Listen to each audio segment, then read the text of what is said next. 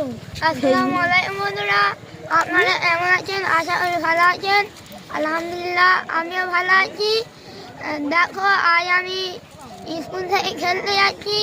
সেখানে গিয়ে কী হয় না হয় আমাদেরকে শেয়ার করে জানাবো।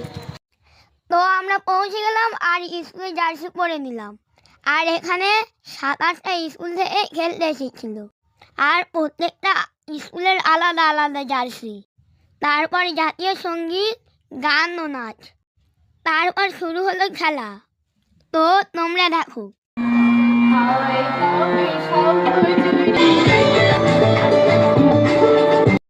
এটা আমার ফাইনাল খেলা। তো আমি ওখানে 100 মিটার দৌড় প্রতিযোগী ছিলাম।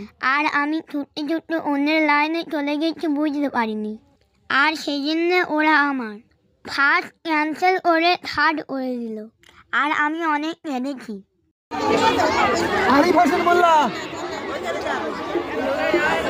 তারপর প্রাইজ দেওয়ার সময় আমার খুব মন খারাপ হয়।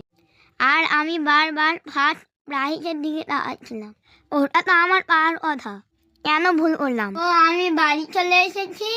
এই দেখেন প্রাইজ আর সার্টিফিকেট।